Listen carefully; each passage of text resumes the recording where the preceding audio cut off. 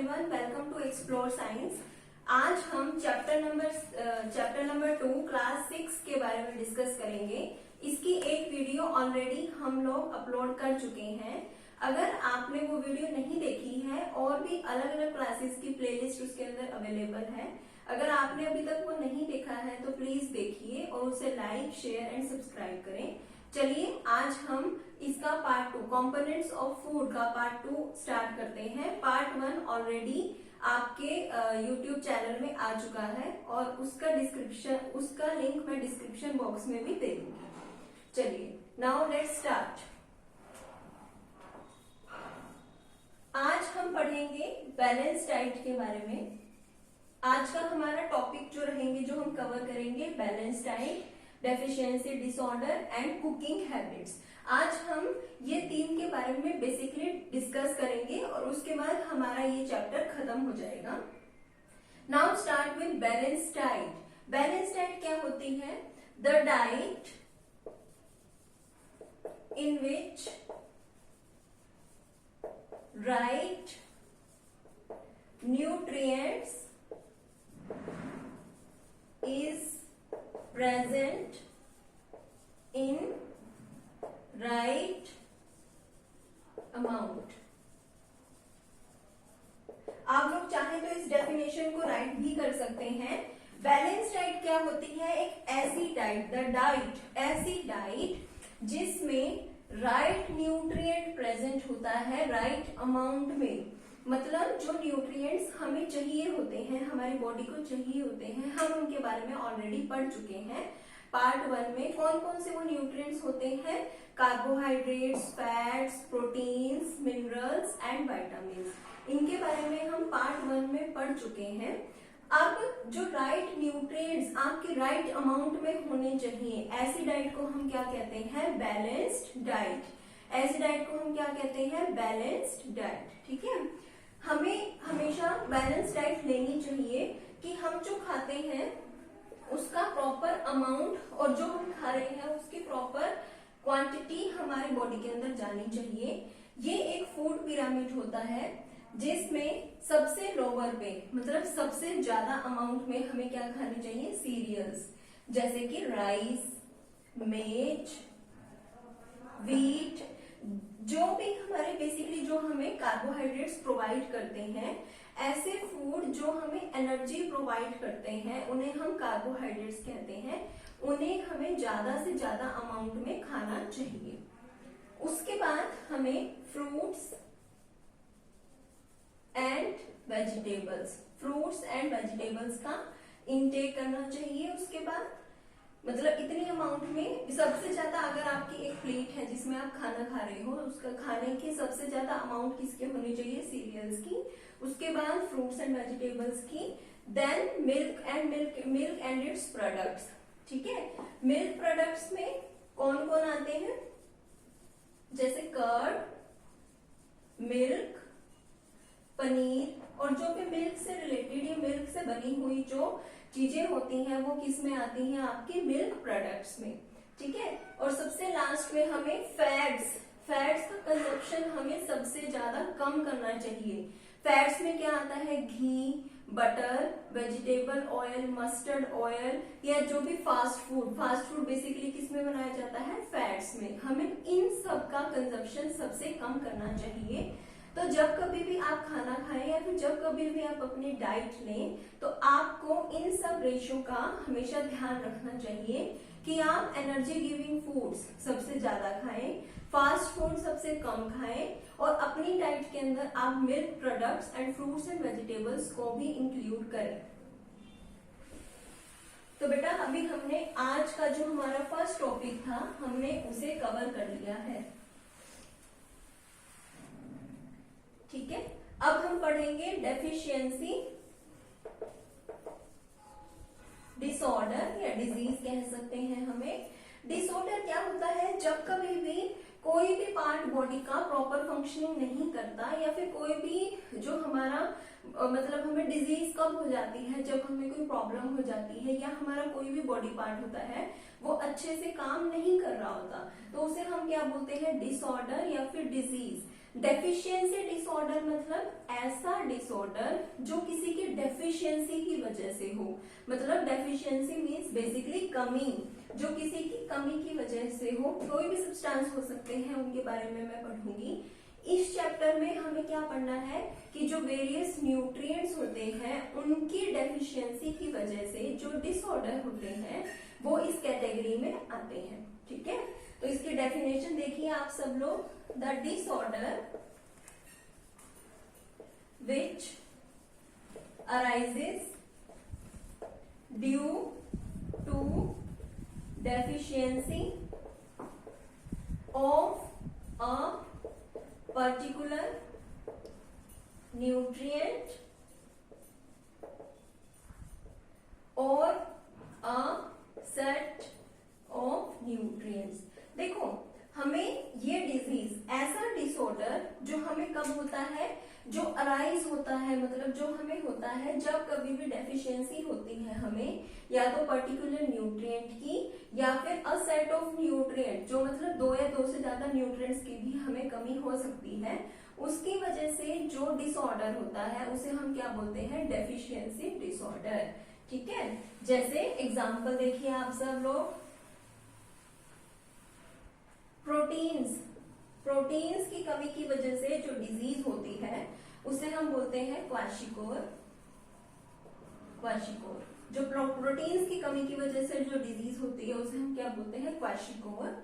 Carbohydrates and proteins की कमी की वजह से जो डिजीज होती है उसे हम बोलते हैं मेरेस्मस। ठीक है, अच्छा, विटामिन डी की कमी की वजह से जो होता है उसे हम बोलते हैं रिकेट्स। इन तीनों में बेसिकली क्या होता है, हमारी बोन्स वीक हो जाती हैं, जो पर्सन होता है वो थोड़ा इम्पेयर्ड हो जाता है, वो अपनी प्रॉपर काम नहीं कर पाता, प्रॉपर फंक्शनिंग नहीं कर पाता। इन तीनों में बेसिकली बोन्स जो है वो बहुत ज्यादा वीक हो जाती है। ठीक है, विटामिन सी की वजह से होता है आपको स्कर्वी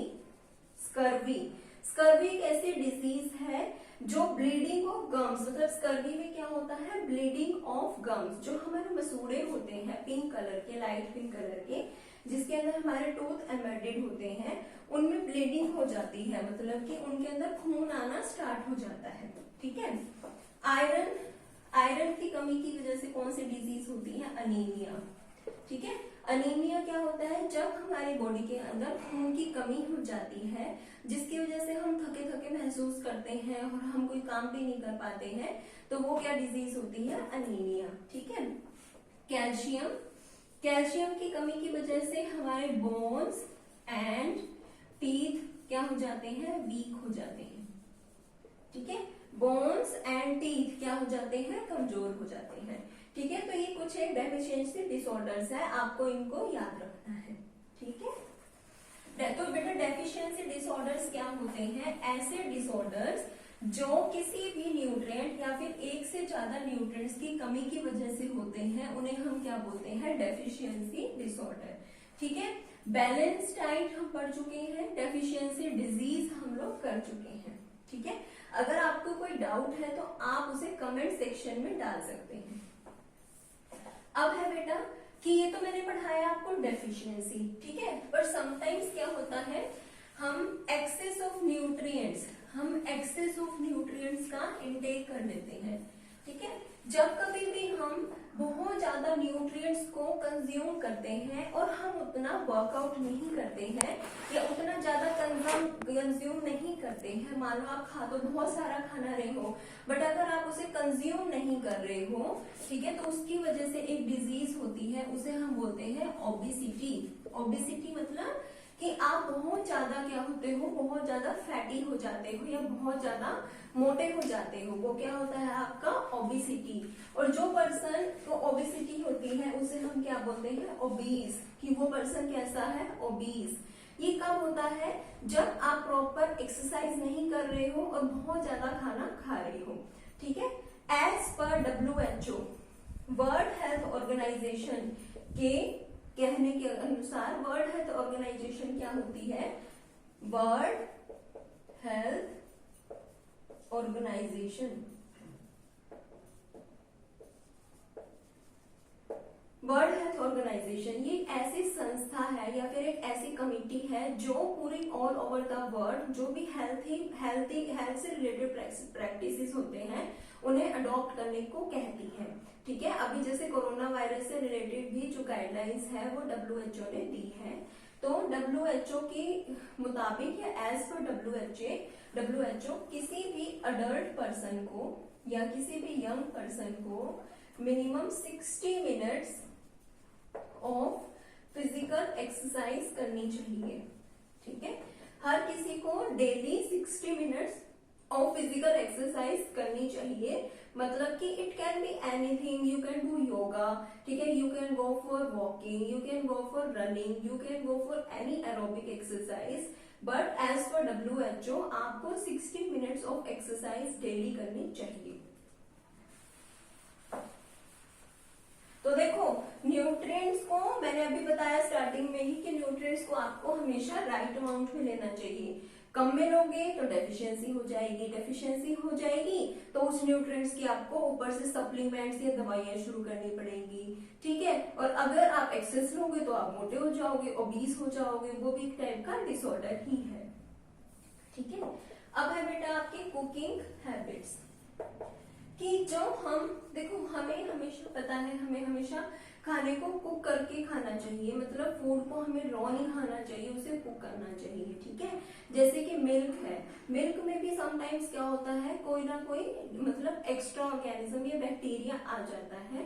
तो हमारे इंडिया में क्या प्रैक्टिस है कि हम मिल्क को बॉयल करते हैं। ठीक है, तो उसकी वजह से अगर कोई बैक्टीरिया या कोई भी माइक्रो ऑर्गेनिजम्स आता है तो वो किल हो जाता है। ठीक है, इसी तरह से कुछ कुकिंग हैबिट्स है कि वॉश योर ईटेबल्स। ठीक है, जैसे वेजिटेबल, फ्रूट्स कुछ भी होता है तो आप उसे वॉश करें, उसे अच्छे से वॉश करिए आप। ठीक है, आजकल वैसे ही हम ऐसे करते हैं, कोई भी आप फ्रूट लेके आए, कोई भी वेजिटेबल लेके आए तो मेक श्योर कि आप पहले उसे वॉश करें। ठीक है, बट मेक श्योर कि excess of washing is not allowed, ये शुड नॉट बी डन। पर आप एक बात ध्यान रखिए कि ज्यादा आपको उसको धोना, ज्यादा भी नहीं धोना। ठीक है, और ये ध्यान रखना है हमेशा कि आपको cut vegetables are not to be washed as their nutrients will wash away.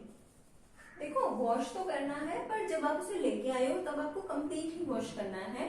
ऐसा नहीं है कि आप एप्पल को कट करने के बाद उसे वॉश करेंगे, क्योंकि उससे क्या होगा, वो खराब हो जाएगा, उसके जो भी न्यूट्रिएंट्स हैं वो आपको क्या हो जाएंगे, बिल्कुल के बिल्कुल खत्म हो जाएंगे।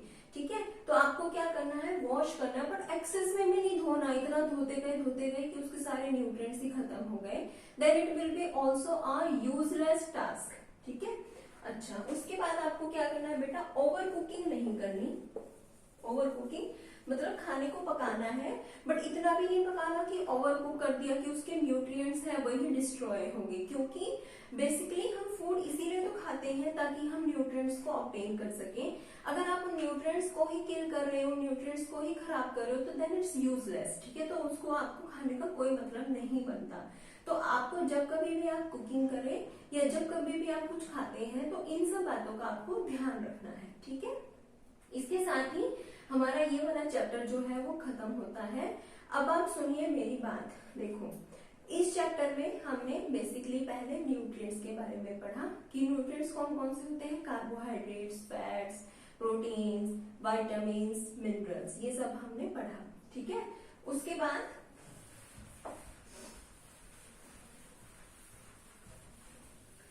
सबसे पहले तो हमने, मैं रिकैप दे रही हूं आपको, रिकैप। सबसे पहले तो हमने न्यूट्रिएंट्स के बारे में पढ़ा। न्यूट्रिएंट्स 5 टाइप्स के होते हैं, carbohydrates, fats, proteins, minerals and vitamins. इसके साथ साथ में ही हमने फाइबर्स एंड वाटर को भी पढ़ा था कि ये ऑल्दो हमें कोई न्यूट्रिएंट नहीं देते हैं, बट फिर भी ये हमारे डाइट में इंक्लूड होने चाहिए। उसके बाद आज आज हमने बैलेंस डाइट के बारे में पढ़ा, बैलेंस डाइट। फिर उसके बाद हमने डेफिशिएंसी डिजीज पढ़ी और then we have discussed about cooking habits. इसके साथ ही आपका चैप्टर खत्म होता है। आप प्लीज इस वीडियो को लाइक करें, शेयर करें एंड सब्सक्राइब करें, और अगर आपको कोई डाउट हो तो प्लीज कमेंट सेक्शन में उसे लिखें। Thank you.